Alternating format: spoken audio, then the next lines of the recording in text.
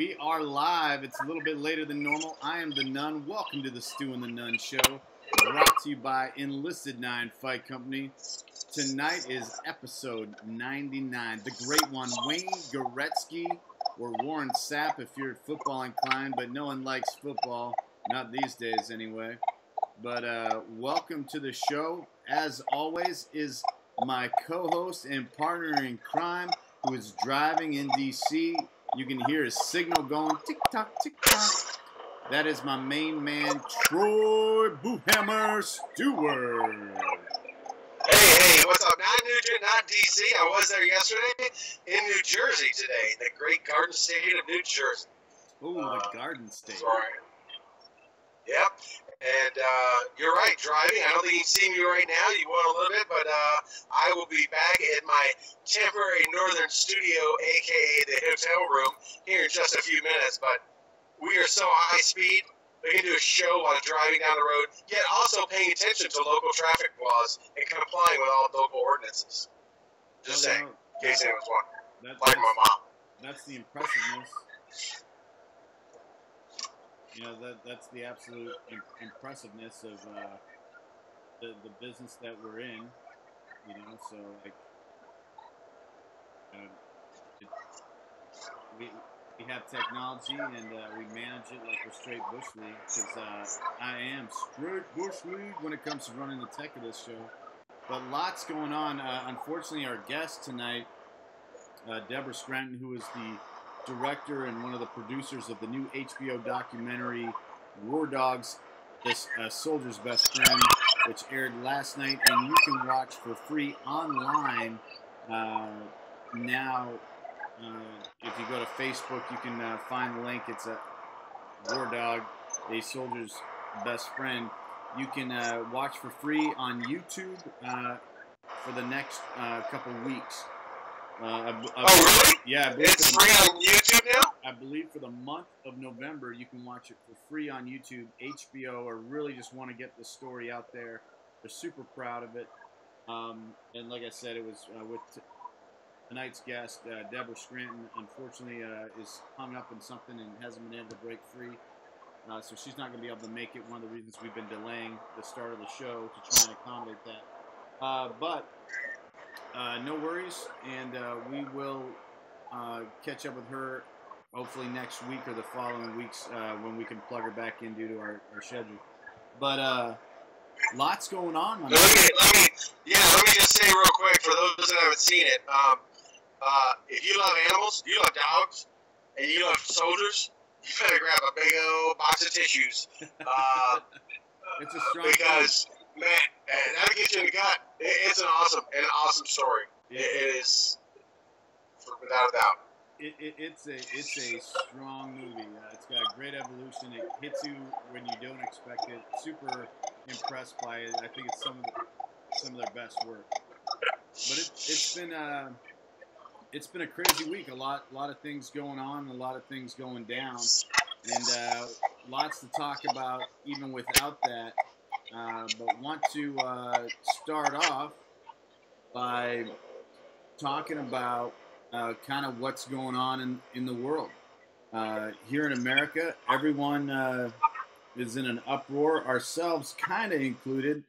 I guess we kind of expect this kind of bad behavior, so it's not as surprising as things normally are. But GQ magazine have named and placed Colin Kaepernick on their cover, calling him the Citizen of the Year. And I find it ironic that he's getting the Citizen of the Year moniker. Even that's a hollow moniker. We're talking about a magazine. Obviously, this doesn't carry any weight. You know, this magazine cover isn't. Might get him a free cup of coffee somewhere. But I mean, it's really a hollow thing. It doesn't mean anything. People didn't vote on it. This is obviously an editorial staff's opinion, and it's not an actual award. He hasn't been bestowed anything, but it's definitely like virtue signaling, and it's it's this magazine kind of saying where it's at. But the irony is they're giving someone a citizenship award that celebrates disrupting everything that this country stands for. Wearing a Fidel Castro shirt, and celebrating a man that massacred thousands of people. Wearing socks that are pigs dressed as police officers, and some of the statements that this guy has made, are really beyond inflammatory, but extremely disappointing in terms of like his stance and the whole purpose of the protests that he's kind of been like the spearhead and the spark for are really based in like saying like this country is jacked up. There's systemic racism, there's systemic police brutality, and kind of following on a narrative. While I appreciate the sentiment, I have a hard time disassociating the protest from the reality of what the general public, and when I say general public, I mean all people, all races, face in America. And a lot of these football stars that have joined in, Bennett from the Seahawks, claim that he was brutalized and racially profiled by the police, and the video evidence comes out, and he was clearly like at fault and lied about the circumstances. It was all a big lie. So the validity of these protests that he started are on shaky ground. I appreciate and respect his right to protest. There's arguments about his right to do it on that platform. I think there's probably a reason why he doesn't have a job. And I definitely think poor on-the-field performance is a massive reason why he doesn't have a job. And I also think the remaining factor of why he doesn't have a job is because of, the political agenda that he is holding and him and his girlfriend are pushing. For those that don't know, his girlfriend's an extremely radical leftist radio host and extremely racist. And yeah, you can be racist no matter what creed, religion, or race you are. If you propose hatred or profess hatred towards anyone that is other than your race, that's racist. Whites don't have exclusivity on racism, despite what you might learn at Evergreen, State University. We don't have exclusivity on racism. I know, like when I was stationed in Korea, I saw that the Koreans were extremely racial people, and that's fine. Like they were proud of themselves and proud of their situation, as they should be. That doesn't, mean like, they need to attack and hate everybody. They just, they just were different about how they viewed about other people. But I think it's interesting. I like some of the memes that are coming out there. Tim Payne's was pretty funny. One second, my mic's off. I just realized that. Yeah, Tim's was great. He did not waste any time on that. Oh boy, got his Photoshop skills down pretty quick. Like he's got it going, man. Like he got that one going quick. It was funny. I enjoyed it. Glad that we had the ability to share it on our platform because it's fitting. Like the cool thing is, anytime someone gives someone something like this hollow award, this hollow statement, right? Which really affects no one, and which is why I get chuckles out of how bent out of shape people get about it. Like one, GQ magazine is really an irrelevant publication. It's a bunch of guys and gals that think they're cool and are, trying to, be cool, telling everybody else what is cool. And, like giving this dude Citizen of the Year award. I mean, citizen of what? You know, like I mean, they have no governance over anything. I could see if they gave him best dressed or something to do with wearing clothes. But I mean, Citizen of the Year. How about the guy that just how about the guy that drove the truck or the guy that jumped in the truck that chased down and stopped and killed the shooter in Texas? Right, man, what a citizen! Someone contributing to his society. What about any number of folks that have contributed? Like, right? You're talking about a football player that is unable to play due to injury.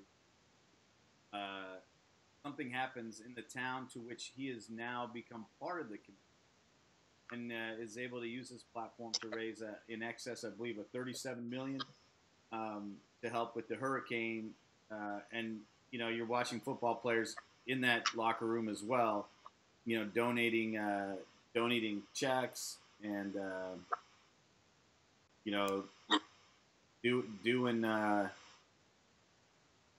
doing great stuff there, and it is what it is, right? Like, it's a hollow thing, but it's worth talking about. And the reason I think it's worth talking about, obviously we're not changing GQ's mind. I think it's worth talking about because, for lack of a better term, it's how people are trying to push their agenda, and they're coming at us on all these different angles. And it's interesting because as they come at us on all these different angles, they get defeated by their own rhetoric. They say that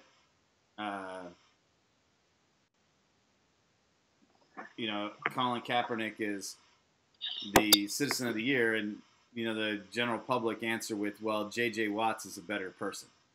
J.J. Watts raised this money. Right. They talk about this shooter and how, like, the shooter in Texas is like this horrible human being that attacked this church, and this good guy with a gun. The funny thing is when they talk about the shooter, he's like with an assault weapon, and he was there with a machine gun and an assault weapon, military grade weapon, and he was like legally bought this gun, and he was a bad guy, and he like shot him up. And then when they talk about the guy that stopped it, they're like, well, like very brave passerby, with a hunting rifle or sporting arm, like. So yeah, when it first happened, a lot of the liberal elites, even like Hillary and stuff, came out. I know there were several out of Hollywood that immediately jumped on the NRA. They were putting up stupid tweets like "Thanks NRA," all that stuff. Once we find out that the guy that stopped it was an NRA member, trained member, an instructor, right? An NRA licensed instructor, certified instructor. And the shooter was not an NRA member. No, he was a sexual molester, apparently. He was a dog pet killer molester. He was, obviously had mental issues. He escaped from a mental home, did all kind of other stuff. But they don't talk about it. It's just, it's immediately blame the NRA, blame his big black scary gun, and that kind of thing. Yeah, it is, it's nothing else. But there were a lot of options better than Colin Kaepernick for sure. And in fact, if anything, they should have had a hard pick from a number of it's obviously they're pandering to the left. They're pandering to the media attention. They knew by putting him on the cover what that would do. It would sell copies. Right? Absolutely. Right. And that's the thing. So here we have, community outrage. I'm sure Manning or Bergdahl were number 2 and number 3 of their options. Oh, yeah. Right. The only reason Manning isn't the men's man. Good point. Touche. But Bergdahl had potential. Bergdahl had potential. Right. Well, that's the thing. It's like, so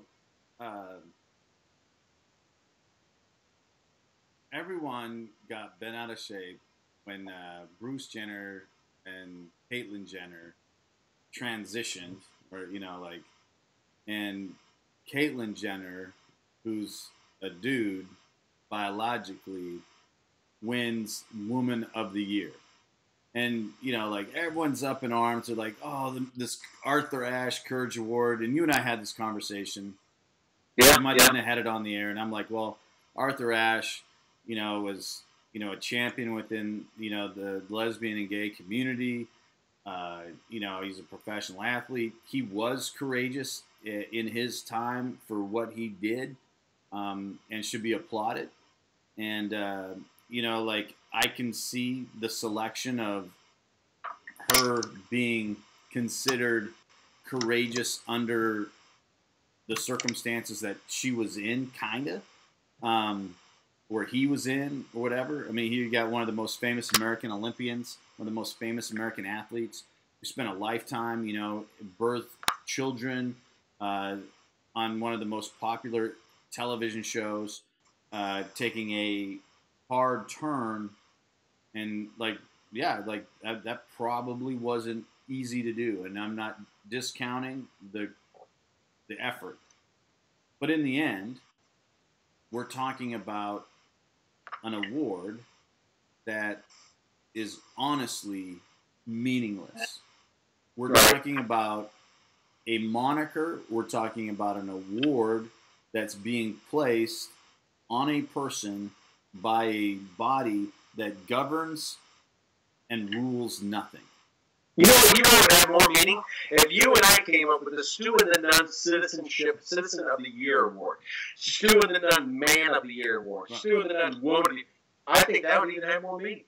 And, you know? Well, and that's the thing. It's like, so if you don't, like, having this, you know, everyone at the time was really upset that Noah Galloway got snubbed for that award. Noah Galloway being the Iraqi war veteran amputee that was on Dancing with the Stars. Right. And everyone was like, man, Noah Galloway just got robbed. He should have been, like, the Courage Awards to, like, go and compete artistically and athletically at that level, which is an extremely high level. They're like, should have been him. But, like,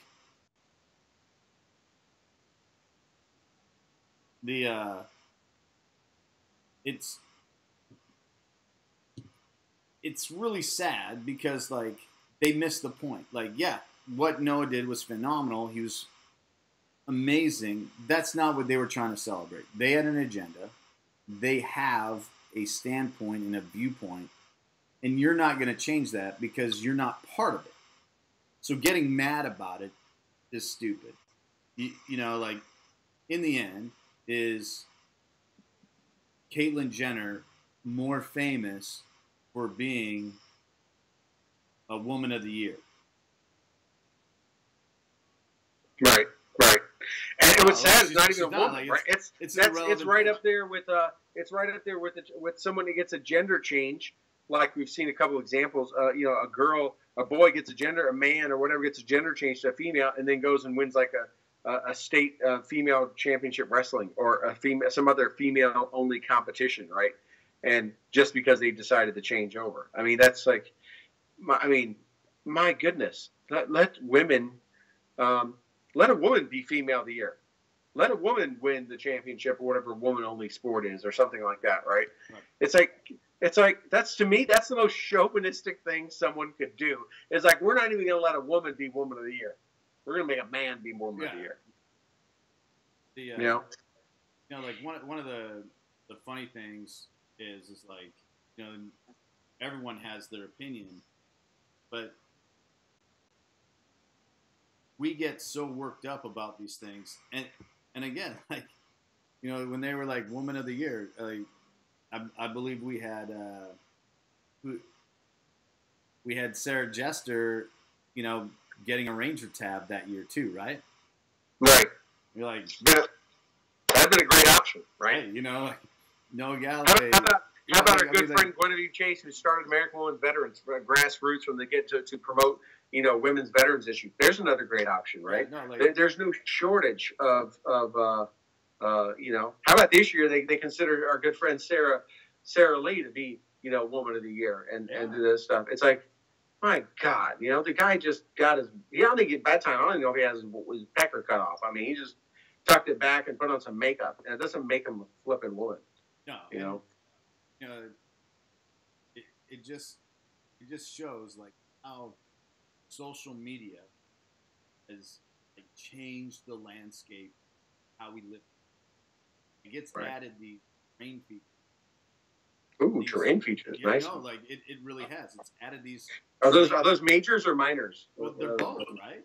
So I mean, they're in the grand scheme of things, they're minors, but man, they get blown up like they're majors. Like we got to climb this hill because this guy's been awarded something. Like he's Citizen of the Year. No, he's not. He's just a dude that an editorial staff said like we really like the rhetoric that this guy's pushing. It fits our agenda. That's it helps us get PR and get publicity and sell some more copies. That's putting him in there. So like why didn't they just put up freaking Harvey Weinstein as Man of the Year? They might as well have done that. Because they did it last year. Like Comedian of the Year last year, I think was Louis C.K. Right? Like I mean, they could have put up. What's his name? House of Cards dude. I can't remember his name. Yeah, Kevin Spacey is Actor of the Year. Go ahead. You want to sell some more copies? Put that one out next week. It's like it's shallow. It's shallow, right? It doesn't mean. But I mean, imagine if InfoWars. I'm just using this as a stark contrast. Imagine JHelm 2018. You gotta get that hashtag in there. What's the hashtag? JHelm 2018. Yeah, JHelm, right? So like, imagine if like InfoWars had awards and they were like, we think the Citizen of the Year is, relate somebody else.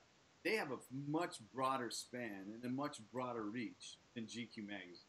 Dude, they're the number 8 popular website in the world. They have 8 amount high traffic. They would need a lot more. They have their sphere of influence is much greater. But who's InfoWars? Other than a website, right? Like, right. Like they're not a governing body. They don't mean anything. So like, but imagine if InfoWars came out with like Citizen of the, I remember, back in the day, and when I say back in the day, I mean back in the day, the Rhino Den, Ranger Up's Rhino. Oh, that was back in the day. You took that back. I took it back a solid 5-6 years. The Rhino Den had Douche of the Week. I remember that. Yeah, and it was exciting because like so glad I never made that list. No, I came close. But like everyone gets behind these things. You're like, oh, that guy, that's right. Like who is it? Who's the worst person alive? But the funny thing is the mobilization of people after one of these things comes out. Cecil the Lion. The social justice warriors. Was that gorilla, Harambe the gorilla? Oh, dude, right? Cecil the Lion? All right, let's use Harambe because he is a much better example.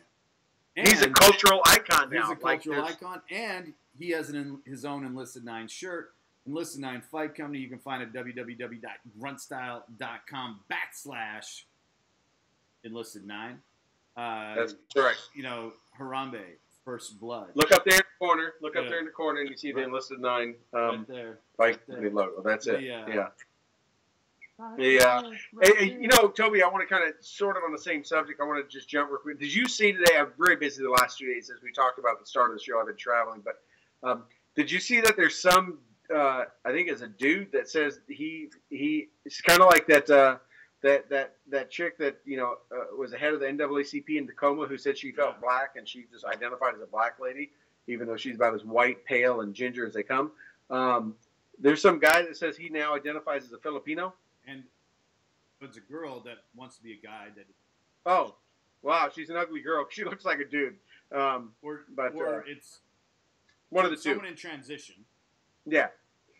She needs to get a better. She needs to get a better doctor. But not only identifies genderly different, also Yeah. identifies racially. So, and now she wants to be just it should be Filipino. I mean, No, hey, cool. you can. It's a slippery slope. It's a matter of time. Yeah, no, like I would love to see President Trump, now that he comes back, he has this big announcement that he just would exploit and ridicule this whole thing, and like come out tomorrow and say, I identify as a woman. I am now the first female president. Thank you very much. I broke the glass ceiling. Job done. Dude, you know the funniest thing is I had that very same conversation with someone earlier. They were like, what do you think is big, because he's tweeted, I'm coming back, I have a major announcement, time and place to be determined. And right. Like on Twitter, people, people are like, oh, I stepped down, I resign, blah, blah, blah. And, like I looked at the person I was with, and we were like looking at our phones and showing back and forth the GIFs and memes and stuff. And I was like, dude, he's coming out. He's coming out. And he's going to he's going to change the world, bro. This is going to be awesome. Yeah. This is going to be awesome. And of course, everyone thinks that's like completely inappropriate. But, the reality. He could come out and say he identifies as a transgender woman drag queen, and he's the first one. He can check all the blocks and be on the first. I mean, remember, I don't know if you remember or not, but back a few years. Let's talk about going back. Bill Clinton. What happened? What'd you do to my screen? There we go. Bill Clinton. Remember, he identified as the first black president because somewhere back in his lineage, that was before DNA.com. So probably the government was running DNA.com, but somehow he had determined that he had a black ancestor somewhere in his lineage. So when he was president, he was trying to proclaim he was the first black president. Yeah. There were other things he did which maybe could tie to stereotypes to be believed that way, but that wasn't one of them. But he tried to self-identify as something else before that was even the cool thing to do. He was ahead of his time. Yeah, like the potential of what he could announce. Like, I for one. Are you talking President Trump? Yeah. Oh, I'm excited. Because I know. Because I mean, look what he just did. It's one of the longest trips to president. Because there's so much hype, and the Twitterverse is so excited about how it's really going to go down. But he could come back and say he's the first one that Twitter is going to allow to do 280 characters. That could be his big announcement. Yeah, right? The real Donald Trump account is the first one they're going to do. But right? I'm pulling for him. I'm pulling for him because it really could be big. He hasn't been wrong about stuff. When he says he says things offhanded and people are like, oh, listen to this crap. And he comes back and it's like, yeah, no, they were Let's break that me. down. I mean, we've done a research. We were going to talk about this. We would have a listing of things, but off the top of my head, right, you hit on a couple things. He's talked about winning. He's talked about jobs. He's talked about this. Now, if you just listen to the mainstream media, you won't hear any of these things. But if you do some research, you'll see that, right, with the stock market break 22,000. Then it broke 23,000. We have jobs coming in by the ton. We have coal mines are opening back. Everything that he's promised to do. He even said last year, and I had a lot of friends get a hold of me about, what was I thinking, or what was he thinking about it, when he said he thought or feared or was concerned that the Obama administration was wiretapping Trump Tower in the White House. Right. And guess what happened? He knew. So I told people then, I said, because everyone's like, we can't believe he would say that. How could he accuse that? That is so earth-shattering. Why would he accuse President Obama of that? And then it came out. Now, I didn't say why. Maybe it's because of Manafort. Maybe it was because of Flynn. Whatever. But he just said, hey, he was wiretapping Trump Tower during the campaign. Yeah, no, he was he didn't accuse anybody. He just stated it. The thing is there's some things that he does and says that I'm like,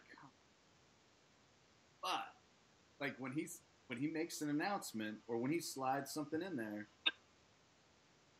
I've seen so much of it, Toby, that I've seen so much of it that now when he says it, I'm just like, oh my God, what's about to come out? Like I believe him now because. Right.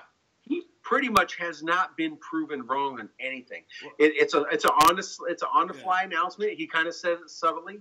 He doesn't make a big thing. He just like, oh, wait, you'll see, or whatever he's going to do, or he makes something like he did with the wiretapping. Now it's the point when he says something, it's like, oh my God, there's something. He already knows. He's already been briefed. He has intel. He would not say that. I'm convinced. Anything. He does not just wake up and or get up in the morning and just start tweeting stuff out of his ass and think, oh, I'll just put that.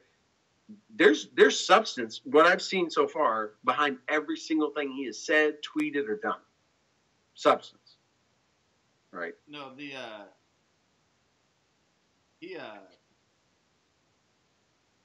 today on CNN, I was trying to look it up real. Today on CNN, they made the statement and tried making a story out of it, saying that President Trump lies 20 times a day. Sorry, 5 times a day. That Donald Trump says 5 things daily that are untrue. And then, like that was their story, right? And so obviously, like, that's planting the seed that, well, everything that he says must be untrue. He can't be trustworthy. And then I'm trying to find who blew them out, and we're like, actually, here's what he said that is true. And they come back to like these big things and these big talking points, like the Russian collusion. So yet they've found no evidence of this Russian collusion. And there's no doubt. You and I talked about it, ad nauseum. There's definitely, and always has, and there always will be, attempts by foreign governments to manipulate, affect, and damage our democratic process. That's jealousy. When you have the best system and the most functioning government system in the world, the most successful, like, people are going to mess with you. People are going to do what they can. Haters are going to hate. And listen, I have a shirt called Haterade. Check it out. But they're going to mess with you. So there's no doubt that it was happening on both sides. And they've proven that they bought ads. They've proven that they had bots. They've proven, like, all that stuff. But they haven't proven any collusion between the Trump campaign and them. Right. Well, look. I'm glad you hit on it real quick. This is hot on my mind. This whole dossier thing, right? I'm watching Hannity right now. I mean, he is ripping this, between the dossier and Fusion GPS and Uranium One, all that stuff. This whole dossier, fake paid for dossier, is what initiated this entire Russian thing. Right. The whole reason Mueller is got the special prosecutor thing. The whole reason Manafort's now been charged. All of that came from fake evidence. Yes. That was made up. It wasn't even opposition research. Opposition research is, let's go dig into someone's background and find out when they diddled a little boy, or when they got a DUI, or when they freaking, drove a chick into a lake and left her to drown. Oh wait, that really happened. But anyways, that's obviously, this is just made up BS, and that is what's caused all this. How many thousands of dollars have been spent? A FISA warrant. Like, that's right. Like, so there a couple issues, like, obviously, fruit from the poison tree, they're going to have to walk back some stuff. But before we go down this rabbit hole, one of the things I want to completely jump storylines before we go down that rabbit hole, because that's something that's playing out in all sorts of different media. One of the things that's kind of in the media that that's in our wheelhouse, that I want to talk about is the Green Beret soldier that was murdered by 2 Navy SEALs in Mali. And the reason I want to talk about it is because, one, it is a cautionary tale. We are not talking about just some guys. So we're talking about a United States Special Forces soldier And now we've learned, we had Rusty Bradley on the show a couple episodes ago, Yeah. talking about, the mission of the Green Berets, what it means to be special forces versus being special operations. Yeah. And, how some of these guys get set with other organizations to work. And it looks like in this situation, we're talking about a joint special operations command group working out of an embassy in Mali. And they were working with some guys out of Dam Neck, which is, for lack of, in layman's terms and Walt Disney terms, some SEAL Team 6 members. Within SEAL Team 6, there's a lot of different kind of compartments. And so these guys are within one of those compartments. So we're not just talking about a couple of guys from Naval Special Warfare that were SEAL qualified that perpetrated this. We're actually talking about the highest level within the Naval Special Warfare system going after and killing a guy in the Army because he didn't want to play along with an illicit cash scheme. Now, just to kind of throw some background, some context for some of the listening audience. When you're explaining, I'll be right back, Toby. Yeah, I'm out of uniform. I'll be right back. So, when the special forces go to foreign lands, one of the things that they do is foreign internal defense, and the FID mission.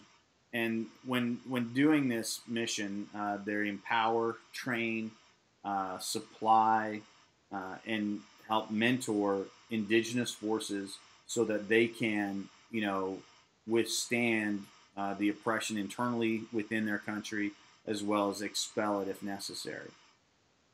To do that, there's what's called operational funds, or OP funds for short.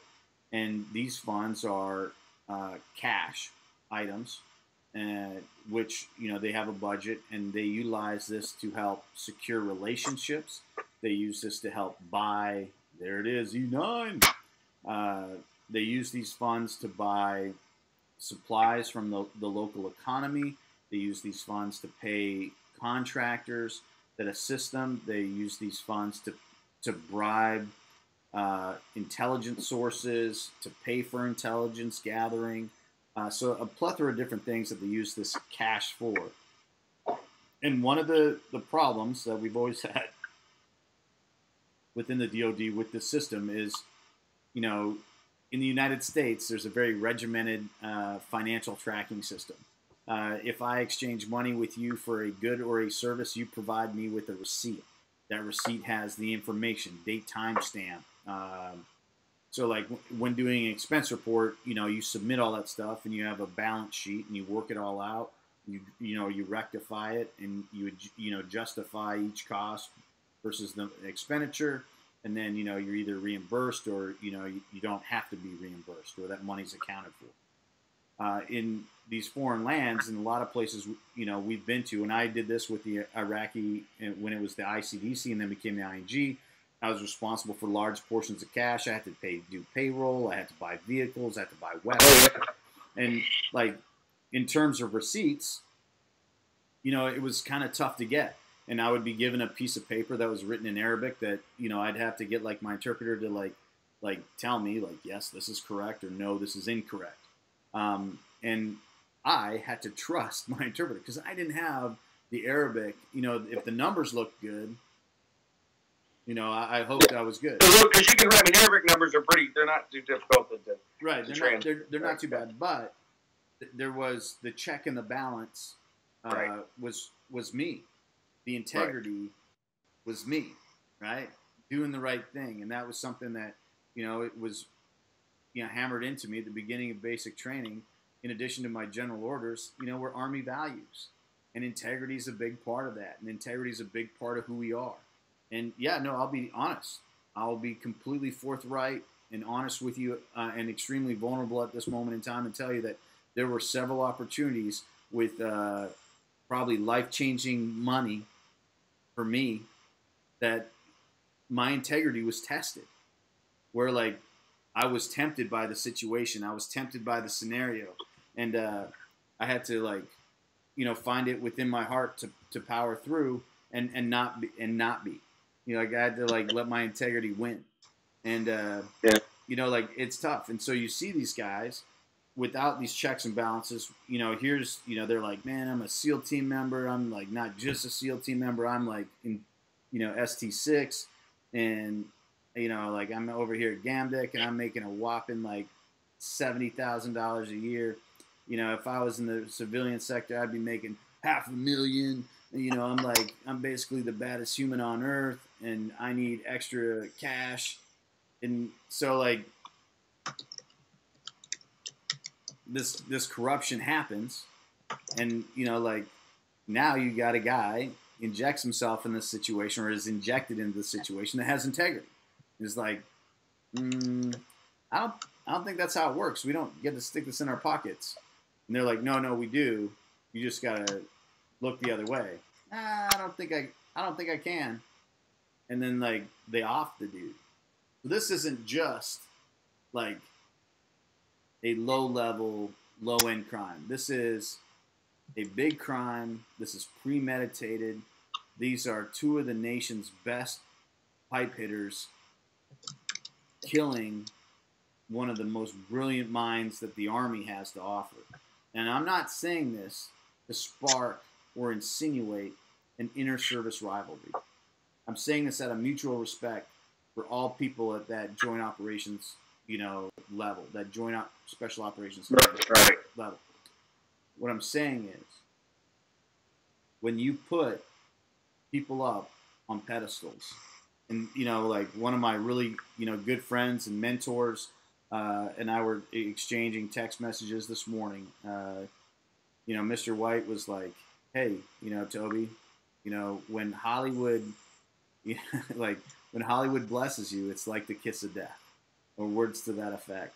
And I was like, oh man, that is so right. I actually like asked if I could borrow that, and I tweeted about it.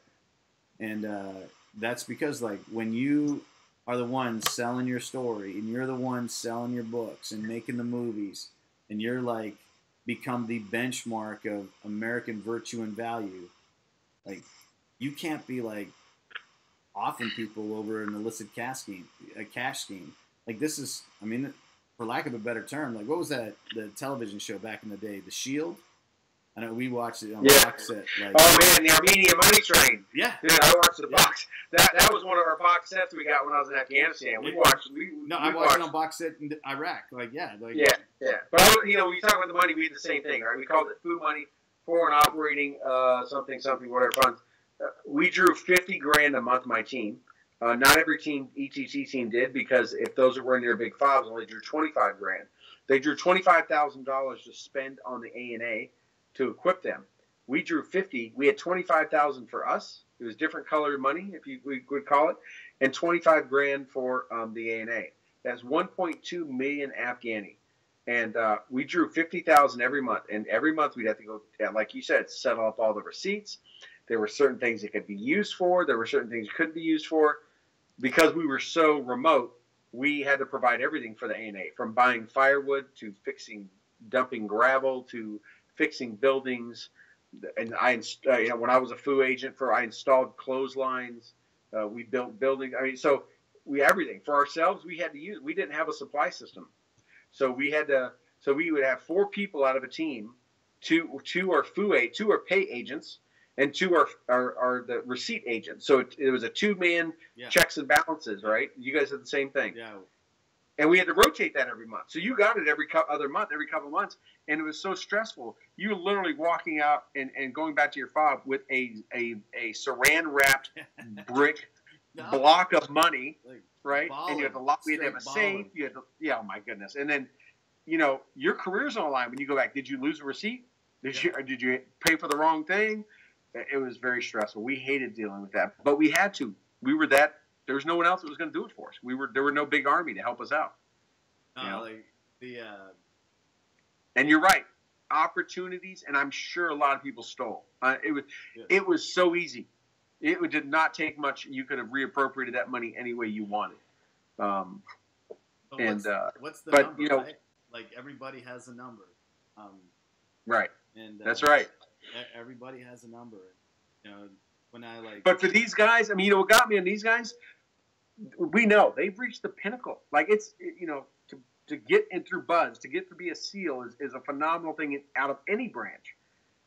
And then SEAL Team 6 is the tip of the spear, and they have accomplished so much. They have went through so much and blood, sweat, and tears to even get there, to prove themselves. And then you throw it away, stealing money, and then throw it away even more, choking out a dude who, you know. Right. They did an autopsy. They claimed he was drunk, and they were trying to help him. And they were doing hand-to-hand class, and he was like, "No, actually, he had nothing in it." It was like you come home and your 10-year-old and his friend are in the house with a broken lamp, and it's like, what kind of crazy ass story can they come up with why that lamp's broken? But it has nothing to do with that they did it. So like, and that's like kind of the point that I'm kind of digging at, right? So like, one, everybody has a prize, but two, when you put people up on a pedestal, they think they're beyond reproach. And like, is this something that's systemic within the Navy SEAL community? And again, I'm not doing this. I'm not saying this or asking this to spark or ignite an inter-service rivalry or discussion. I'm asking within the Joint Special Operations community, when you're at that level, you're at SEAL Team 6, you're in Combined Arms Group, or wherever you might be at that level, are you that far beyond reproach that you think that you can slide? Like the commander, like, that guy's worth a couple $1 million to us because of the training we put in, the accomplishment that he had. Perhaps he was on like a high level raid, like. Now, we know that Mr. O'Neill, the naval special operator that killed Osama bin Laden, has learned in the civilian world, like, the guy that killed bin Laden doesn't get you out of a DUI. Yep. It doesn't keep the Navy from coming after you when you write a book. No, it doesn't. In the case of, like, Mark Bissett.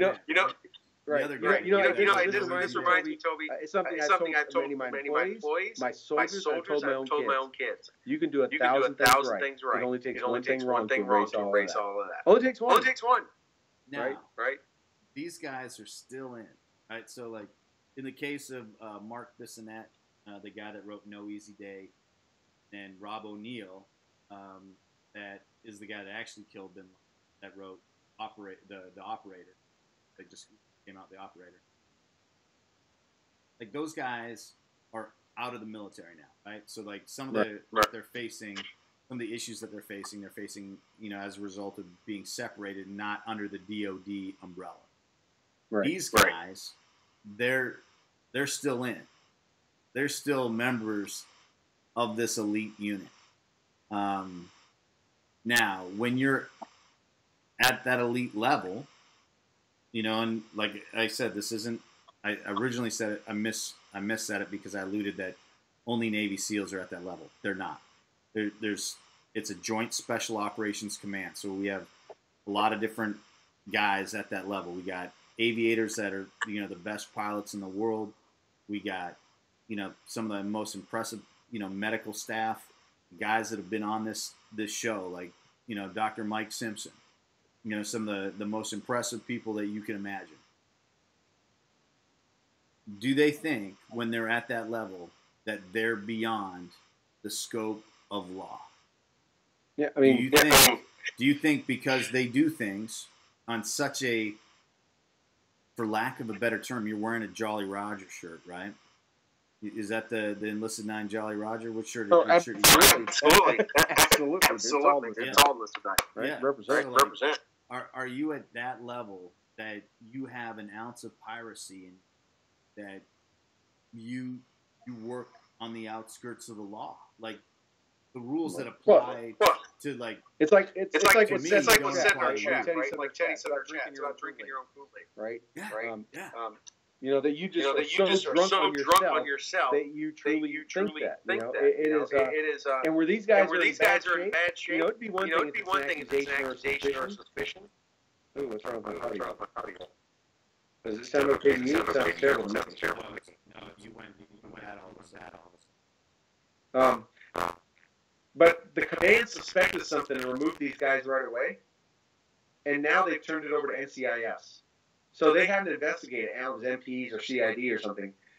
So not only as soon as it happened, the command suspected something and removed these guys out of Mali and got them back to Germany, but now they've turned it over to the big dogs, NCIS. When it comes to serious criminal investigation, they're probably some of the top ones. I mean, I think NCIS is more highly regarded than CID in the Army.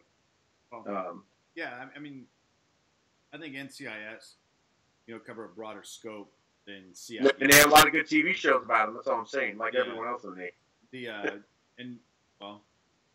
again, the Hollywood kiss of death. But I think a bigger issue is if you'd have, and this is going to sound horrible, so I want to make sure I phrase it correctly.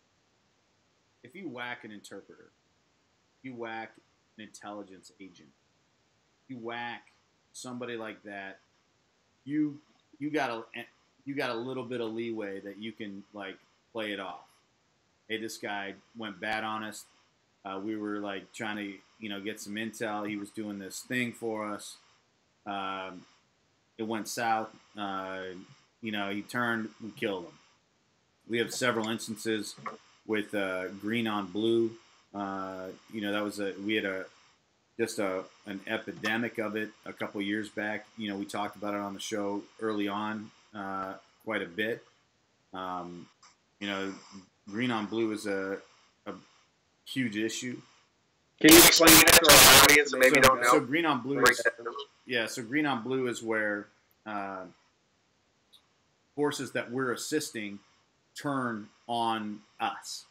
Meaning we have say an Afghani guy helping us out, conducting intelligence, working with us. He's an interpreter, he's an operative working for us, and he takes the opportunity behind our lines within our realm of safety to take lives. And it's green stands for a friendly force committing fratricide on a friendly force. Yeah.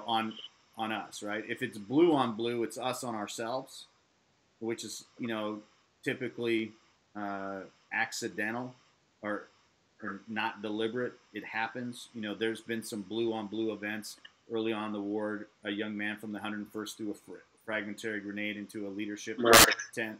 That was deliberate, but for the most part, cases like in Afghanistan, we had a lot of green on green, right? Yeah. And they would shoot at A&P, the police, vice versa, all that kind of stuff. And that was, we call that green on green. Yeah.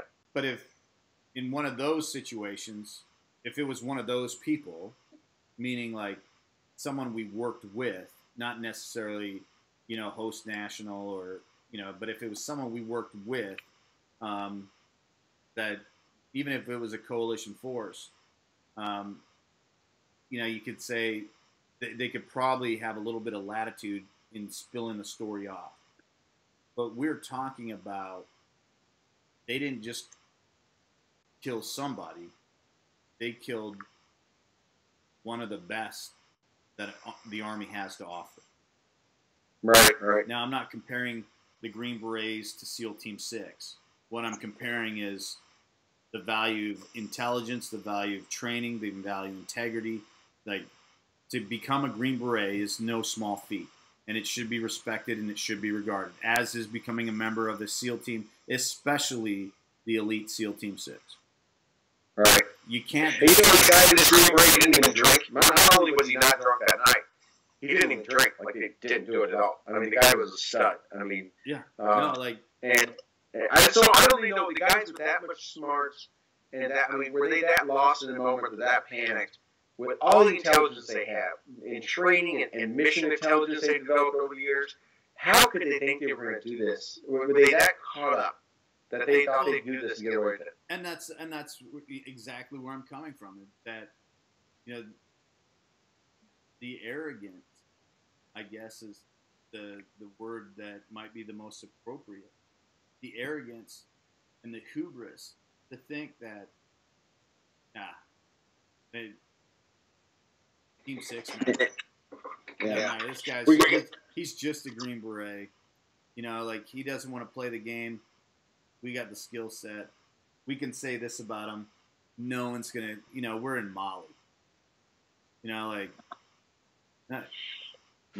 We're away from the flagpole. It'd be one thing if it was like a Terp, right? That wasn't a U.S. citizen. Right. Maybe you could disappear, right? But someone's got to write a $400,000 check to a family and do a lot of other stuff. I mean, it's going to get picked up, right?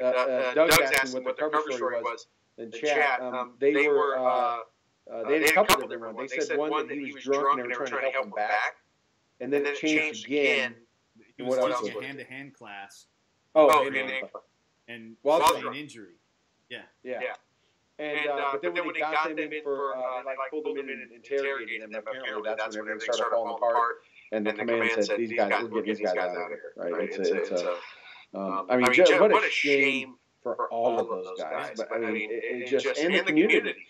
I mean, we know Toby and our listeners, our viewers that know this community. This is a very tight knit community. I mean, it is like, you know. It's like the town in Texas where the shooter. I mean, everyone knows everyone, especially when you get to the levels, the top levels, the most senior levels, with guys, whether they're 6 or they're Delta or they're, any kind of CAG group or something. They all know each other. They know the pilots. It's like hurting one of their own. And that's again like tragedy because one. Now, 3 of the best assets we have as a country, the 2 guys that are morally corrupt, and there's no way else to put it. You know, they sold out. The sad part is I think when we hear the final number, when the investigation comes out, I bet we hear it's an extremely low number, and we're all like, what a waste of life over such a small number. I'm putting money on that right now. Right. And then, of course, the young man that joined the military worked his way up to become a Special Forces Green Beret and then was out there proudly serving as he intended, as he wished, as he hoped, as he dreamed. The family that he left behind. And now, what's going to happen to these 2? Who knows? They're going to roll their dice, I bet. And part 3 of the conversation, I don't want to go back and start beating a horse that's not quite dead yet, but with the way that we've seen the Uniform Code of Military Justice fail, recently, can these guys go and say, well, so I had a bad day, made a bad decision. Things spun out of control real fast, and this guy died. The training kicked in, all the little cliche things that they could say. Yeah. And, they get a walk. We just saw a guy admit to deserting and misbehavior in front of the enemy, selling secrets, causing the deaths and multiple injuries of both U.S. and allied forces, and not get a day in jail after pleading guilty, and is legally arguing for over $250,000 in back pay. Yeah. 300,000 plus, actually. That he's arguing. It makes a mockery of. It's like It makes a mockery of the entire which is, up to that point is considered one of the toughest criminal systems there is. Like you wanted to go to Supreme Court, not UCLA. Right. And so let's start looking at some other cases. We have Bradley Manning. Bradley Manning did everything in his power to include transitioning to become a woman to avoid, the dealing with the Uniform Code of Military Justice on a direct means. Like, did everything in his power to try and like circumvent that system and abuse that system to get, and in the end, got commuted, right? So he got convicted, got sentenced to 35 years. He served a handful. You know, President Obama commuted his sentence. You know, he's still, you know, like he got time served, so he's still a federal felon.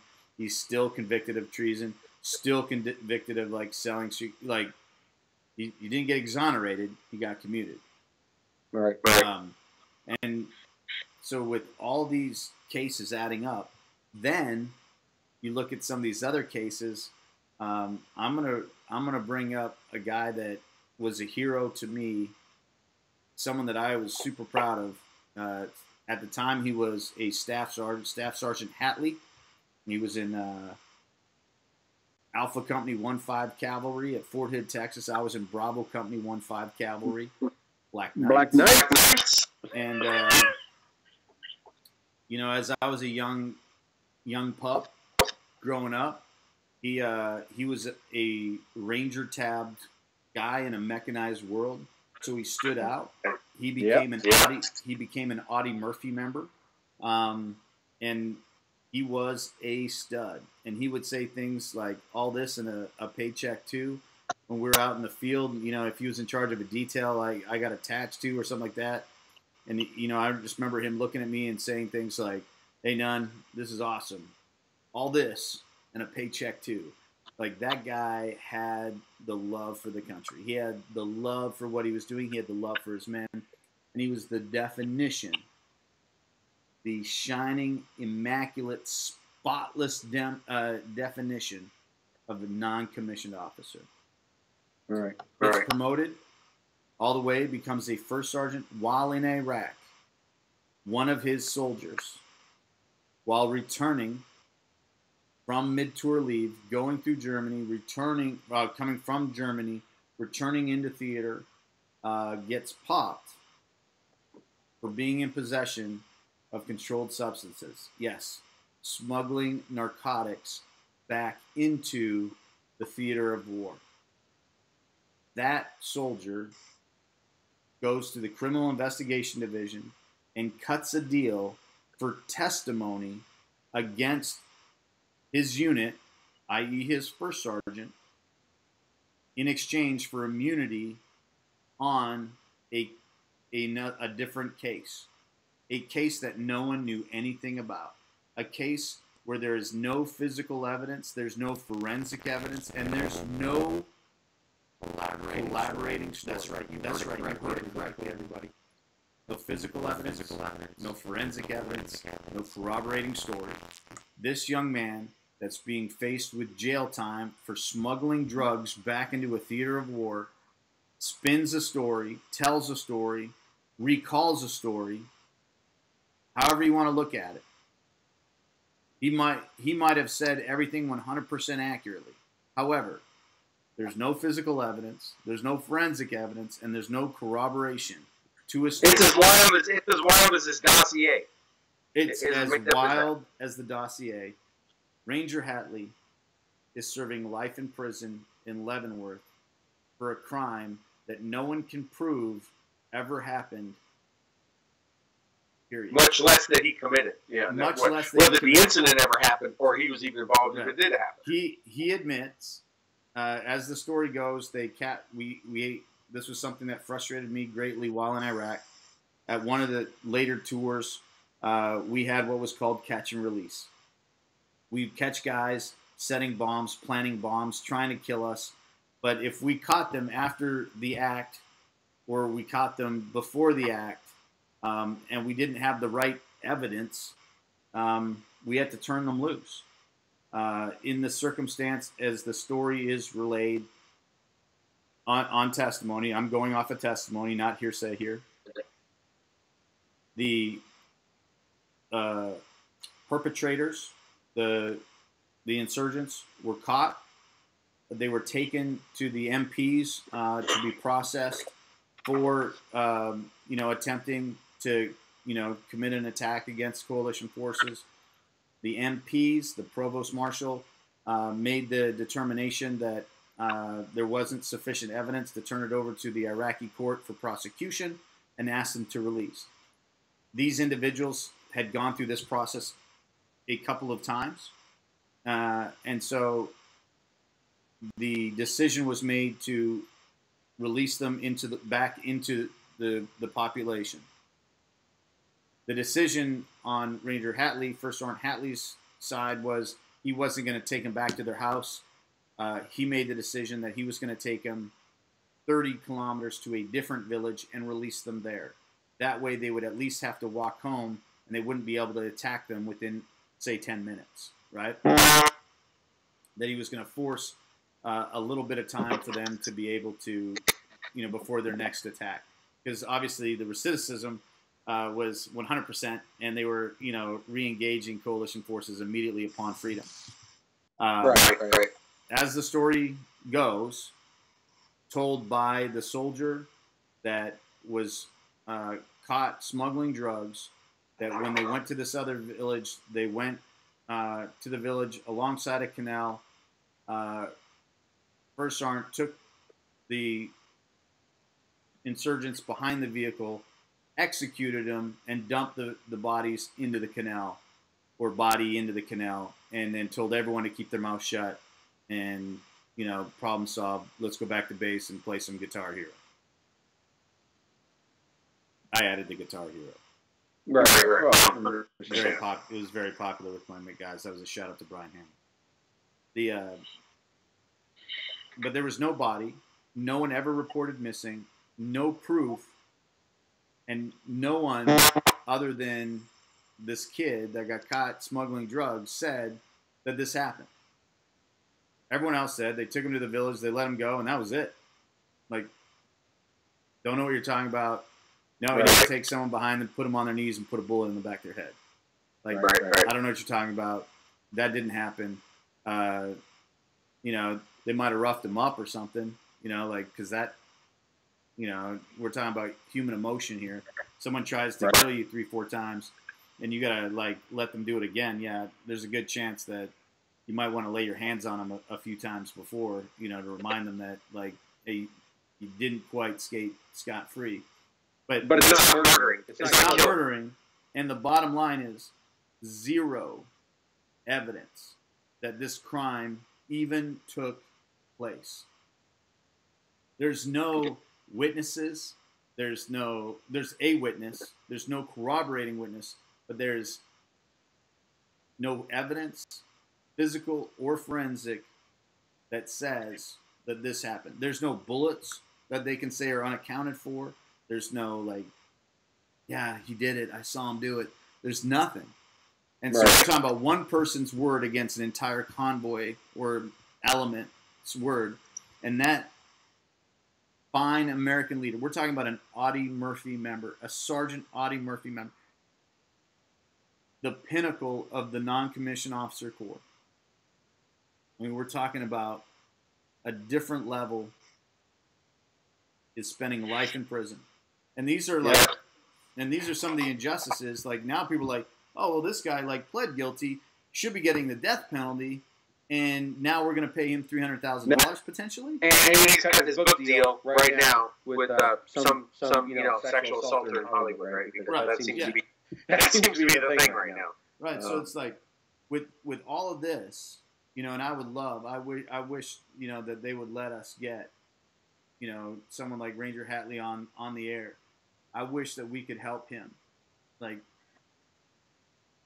even if he did do it, this is the Nunn, purely the Nunn. This is not the Stu and the Nunn. This is just the Nunn's opinion. Even if he did do it, man, war is hell. I'm not saying it's right. Yeah. I'm saying I understand. You've served time. You've served hard time. You've paid a big price. I'd be satisfied.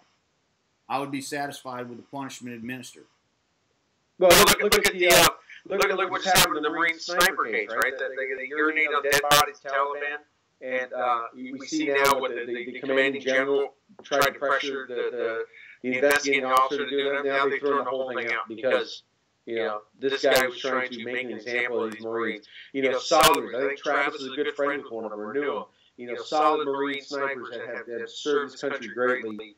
That, you know what? Well, I don't know. They weren't cutting their heads off. They weren't doing that. This is a heartbreaking story. So, like, in this story, with the urination story, so you have the meddling of then General Amos, who is the commandant of the Marine Corps, meddling in the case. Like, not influencing, meddling the case, like muddying the waters up. And on top of it, they wrongfully convict these guys on some of it. And one of the guys, they soil his name so bad, and they continue to soil his name, that when he is accidentally killed by prescription drugs, a bad prescription, the autopsy proved that he did the appropriate dosage based on his Veteran Administration, his VA prescription. It killed him because they're like incompetence. They still sully his name. Yeah. Like, oh, well, he committed suicide. He didn't commit suicide. He was killed by his prescription medication that he took per dosage based on the VA. And they continue to sully his name. The only good part about that story is he told his wife that if he ever died, that he would like to be cremated and put in an ammo can, a special ammo can, a 7.62 match can, and and he had a list of places and a list of people that he wanted to go and party at and party with. And after his death, she honored his wishes.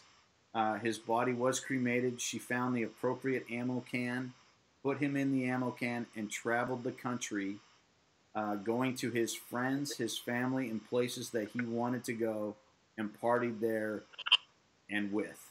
And that, I mean, it's an amazing message of love, and that's the only good thing I can think of that came out of that situation, because they sullied their names then, they muddled the waters, and the commandant, the absolute highest that the Marine Corps has to offer, that gets all up in it, and is like, we have an agenda. Just like the Pat Tillman case. People muddied that water. People did that. And it's a tragedy because, in like Ranger Hatley's situation, this guy's serving life in prison. And I'm not just saying prison. He's not at Club Med. He's at Leavenworth. And that's no joy. Big rocks and the little rocks. And then we got guys that absolutely committed horrific crimes that are responsible. Ranger Hadley, if he did kill that one guy, is responsible for the death of one person. Bo Bergdahl is responsible for the death of more than one person. He's responsible for the injury and incapacitation of more than one person. American soldiers. Yeah. American soldiers and Afghan soldiers. Yeah. And probably others, because the entire country stopped what it was doing to go look for that freaking douche. I want to get one more topic, Joe, because we've been going for a little while tonight. We're actually running pretty long. We started late. But there's a thing that came out today in the news, USA Today, and I want to hit on this because it was one of the few things I picked up on while I was working today. And that is that this little waiver was rolled out back in August, very quietly rolled out from the Army. It became available today. That the Army is, again, because its recruiting numbers apparently are low, has lowered the standards again and is now allowing waivers to be considered. Not that they're going to go out and recruit people like this, but they're going to allow waivers for people with mental issues in their past. So people with history of self-mutilation, bipolar disorder, depression, and drug and alcohol use can now get a waiver to join the Army because they're hurting their numbers. This reminds me so much of 2006. Yeah. Roughly, when they allowed the face tattoo or neck tattoos and this and that and all that kind of stuff. And it's like, what flipping, what is MS? I don't want to say what I really want to say. What idiot in the recruiting command or whatever thinks this is a good idea? Now, Toby, you know as well as I do because you've been around the block a time or two in the military and deployments. That being when you deploy, when you're in the military, you need to be physically strong, mentally strong, hopefully spiritually strong. But you need to have your wits about you. When you deploy, you train, you're doing extra PT, you have to go to do all these extra tasks or tests, and especially if you're in the reserve components, you got to prove that you are ready to handle anything thrown at you in combat. You can't have bad teeth, you can't have medical issues, all that kind of stuff, and you have to be mentally aware, because you're going to see and go through shit that will strain the most sane of man or woman, and it will push them to their limits. You're gonna hold possibly your buddy or a friend or a child dying in your arms. You're gonna watch them die before you. You're gonna have to take lives, which is against our DNA, both military, enemy, and maybe even have to be forced to take civilians or innocent lives. So many things happen. I have seen it firsthand. People that I know that have deployed that have not been the most mentally strong they should or could be have come back so messed up, taxing the system, and with so many issues, you can almost set your clock by it. Guys and girls, I'm assuming girls, I always serve all guys, so no slam there, that go strong, that go with their wits about them, that are mature and mentally sharp, come back with a new normal, we call it, right? They come back a little bit. There's things they have to deal with. They have seen and gone through things that no one should have to see. The most horrific parts of what man can do to another man. And they even come back a little banged up. Me and you included. Somebody that goes to bipolar or depression, you want them going into combat or self-mutilization? You want them with a K-bar, or you want them with a pistol or M4 and all this other stuff, and some C4 and a Claymore? You want them out there doing stuff? What is in the freaking minds of whoever the hell issued this thing? You're asking for trouble. So I'm gonna like I'm probably gonna upset a bunch of people. So like, hold on to your hats and sit down. I am absolutely surprised that when this came out, the very first thing that came to my mind is like, oh man, here we go. People are gonna jump all over this, and they haven't. The only thing that I'm gonna give a hat tip to Alex Horton, the Army of Dude, now is a Washington Post military correspondent. Jumped on as he wrote a post. He wrote a post earlier, about a month ago, I guess, about the Dreamers, getting their contracts cut and not being able to serve. But the reason I'm like prefacing this is because the whole purpose and the whole rationale and reason that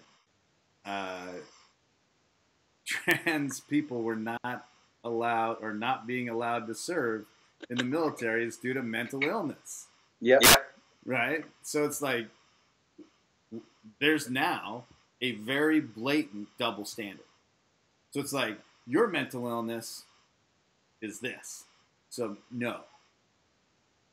But like this bipolar stuff, this guy himself, the guy cutting his hands, he's good to go. Yeah. We're willing to deal with you, but which totally devalidates the reason that they said no trans. Right.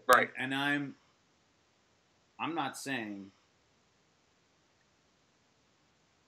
What I am saying, let me just be clear. What I am saying is they shouldn't allow any of them.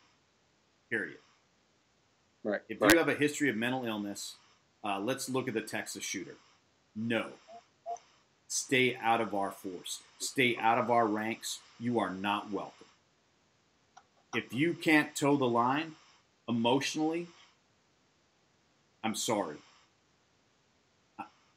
I appreciate your desire and your willingness to serve, but just because you want to doesn't mean you should.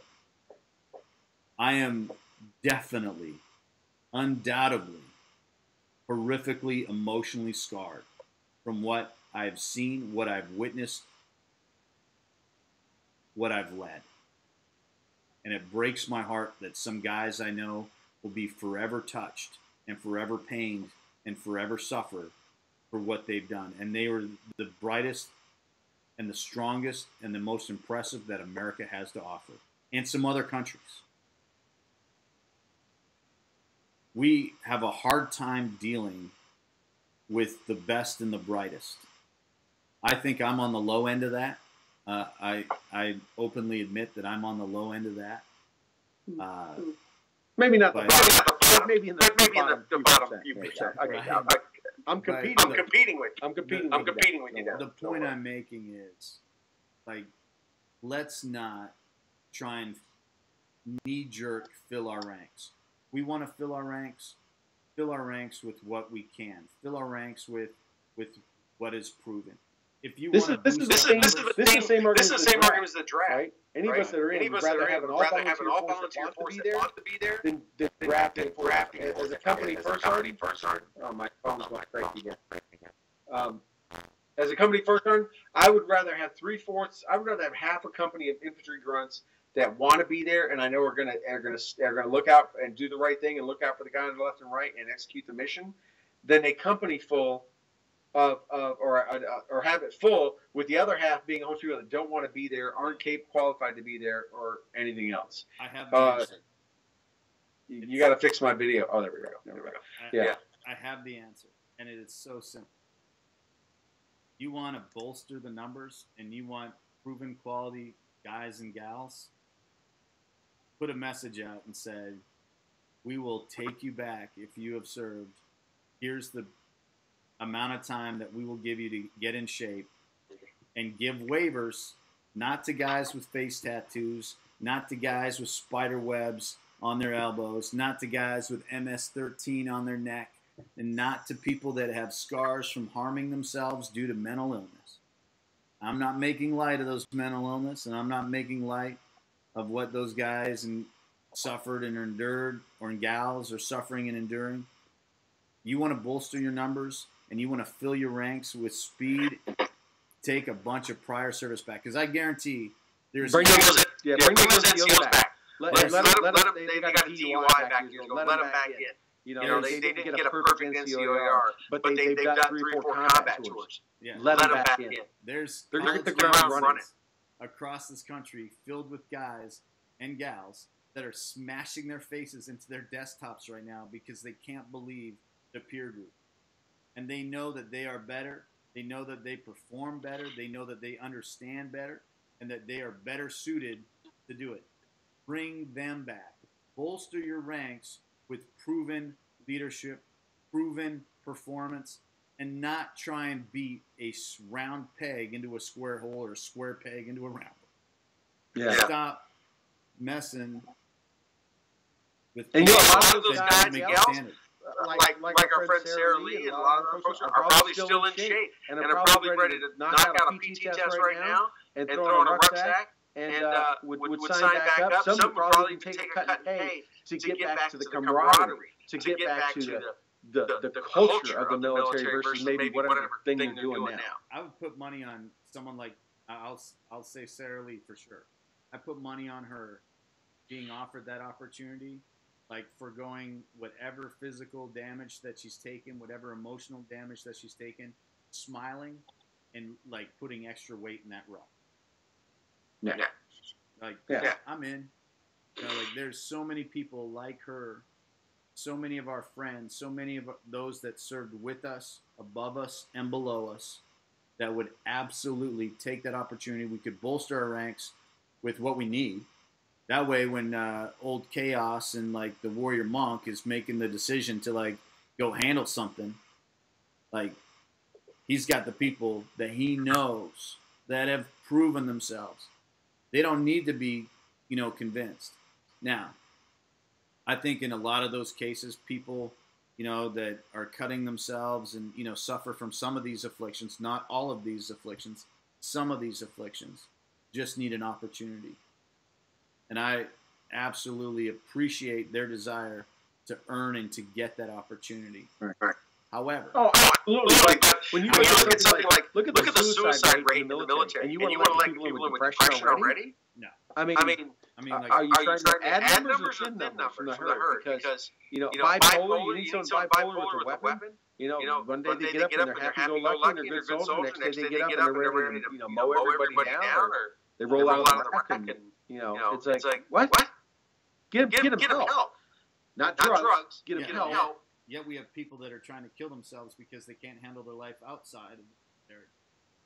I'd rather have the guy that can't live without it back in, the guy that has no idea, but he's in for, and probably won't be able to handle. No, I appreciate them wanting that opportunity. I appreciate them deserving an opportunity. I just don't think that's the right one. I think it's a horrible double standard. If we're going to say no to one mental illness, we need to say no to all mental illness.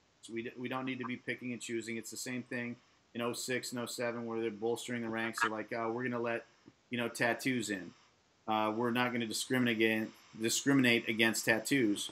Well, were you paying attention to the Thunderbolts, the Lightning Bolts, and the SS? Were you paying attention to the MS-13? Were you paying attention to the Aryan Nation? Were you paying attention to the Brown Pride? Were you paying attention to those tattoos? No, like they straight up let in, not just delinquents.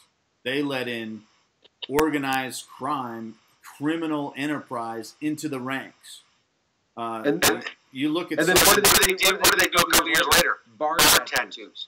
And deny people from coming in for even having a tattoo. Yeah, like not unforeseen. Lesson tattoo. learned, right? No, I saw that today, and I immediately thought to myself, how quickly this is going to turn. It's going to go bad.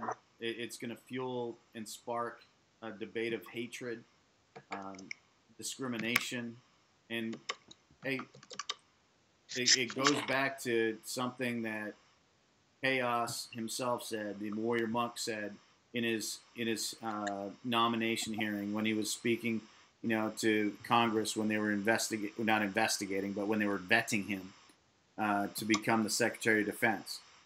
Like, what people do in their own bedrooms between two consulting adults, not his business. What he's concerned about and what he should be concerned about is the readiness of the force. And this is a readiness of the force issue. It is not a social experiment. It is the defense of our nation. It is the force at which we need to defend ourselves against our enemies. We have a couple. I mean, all this news about Russia isn't because they're our friends. It's because they're our enemy. And it doesn't matter. Like, if people were not concerned with Russia, they wouldn't be concerned with Russia collusion. Right. One thing on this mental thing real quick. Can someone with those illnesses own and possess a gun on the home front? No. If they can't do it on the home front, they should be allowed to do it on the battlefront. And we don't need soldiers that can't carry guns. We have a small army as it is. Yeah. They need shooters. It's like the Lautenberg, right? The Lautenberg Amendment. We don't. We don't need that. And like, if we did not learn anything in Texas past 3 weeks, it's that we don't need those people in our ranks. We don't need that kind of thing, and it's sad. But we've been going for a little bit of time here, and due to our late start. But let's wrap it up. It's been a great show. This was episode 99. Knocking on the door, the great one, Wayne Gretzky. And we're knocking on the door of the old triple digits, the one Hondo, the C note, the big old Benjamin. The Benjamin. We're about to hit the Benjamin. But you know what we should do, Toby? For our 100th episode, we should shave our heads. I'm just getting crazy. We can't shave this because it's November. And I don't ever shave it anyway. Yeah. We actually have an excuse for like a hot minute to keep it there. But we got, hopefully, tonight's guest we can get rescheduled. It's a phenomenal movie. Go to YouTube and watch War Dog. So go to YouTube and search War Dog, A Soldier's Best Friend. HBO have put it up there for the month of November for you to view free. So you and can you want to watch it. You want to see it. It's going to get you. So please go watch that. Hopefully Deborah Scranton can be rescheduled and come back on the show, as well as some of the guys. We're planning on having some of the guys from the show on. It would be great if you all had seen the show before that happens, so that you can be prepared to talk to them, because I know that you're going to have some fantastic questions, and super excited for that. We still have a really good guest, that previous guest that's slotted to come on. We're still working out of the country. We're trying to work for next week. We got hopefully the enlisted 9 guys. Depending on how busy they are. One of them's traveling the world, the other one's traveling Hollywood. So hopefully we can get Dan or Colton on here in the near future. Colton was on earlier watching. I know that. So hopefully Colton was texting earlier as well. So hopefully they can come on the show and share the good word about what Enlisted Nine's doing and what they're doing within the Army as well, because those guys are both doing phenomenal things. Super proud of their efforts. And then we're on to triple digits. So thanks for tuning in. Be sure to follow us at Stu and the Nunn on Twitter, at Toby Nunn on Twitter, at Boo Hammer on Twitter. Like our Facebook page. If you're on Periscope, make sure you follow at Stu and the Nunn. If you're on any of the other channels, YouTube, subscribe. If you're listening to iTunes, on iTunes, you've already subscribed.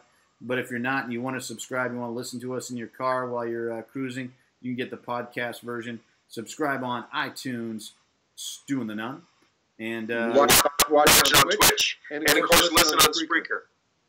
There's always that Spreaker thing.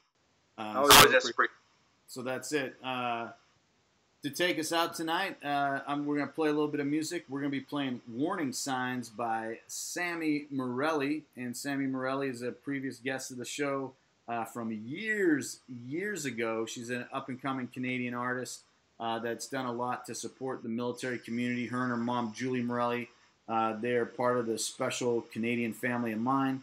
And so we're going to play Sammy Morelli as we take it out tonight. And thanks, everyone, for tuning in. Troy, thanks for being a good sport and working it on your phone. And it wasn't too I think it came out that bad. It looks all right. I'm watching it on my laptop. Yeah, Bush League right here. It does. But you know what? Same thing. We did a show from in a car, driving down the road, into a hotel, and it all happened, right? So. And it's Bush League, just like this great appeal to having Enlisted 9 shirt. Thanks again to Enlisted 9 for making the show possible. Enlisted 9! Wrong. No, you're doing one, I'm doing the other. Okay, good deal. All right, that's why it's not like that. It's like this. Yeah. So go check them out, grunstyle.com /Enlisted 9 or / It's one of the slashes, Enlisted 9. Or go to the bottom of the page to their links, Enlisted 9 Fight Company, and check out the shirts. Get the Harambe First Blood. All right. Peace out to everybody, and we're going to play some music as we get out. This is Warning Signs by Sammy Morelli. We're out. Where